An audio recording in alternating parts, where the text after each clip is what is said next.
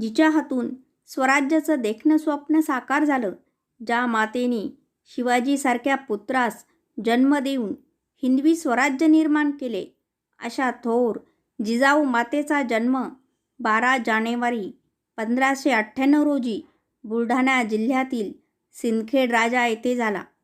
त्यांच्या वडिलांचे नाव लखोजी जाधव होते. त्यांचे वडील सिंदखेड राजाचे वतनदार होते. जिजाऊंना त्यांच्या आईने शिक्षण दिले. त्यांना मराठी, कन्नड, हिंदी, तेलुगू इत्यादी भाषा बोलता येत होत्या. 1610 रोजी जिजाऊंचा विवाह शहाजीराजे भोसले यांच्याशी झाला. लहानपणापासूनच त्या धीट, शूर व धाडशी होत्या.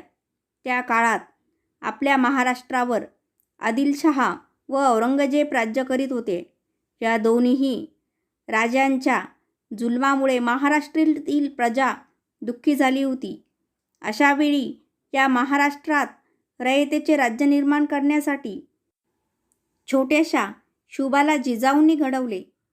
जिजाऊ व शहाजी राजांनी संभाजी व शिवाजी या दोन्ही भावंडांना शस्त्र, भाषा, राजनीती, विज्ञान अशा सर्व क्षेत्राचे ज्ञान दिले.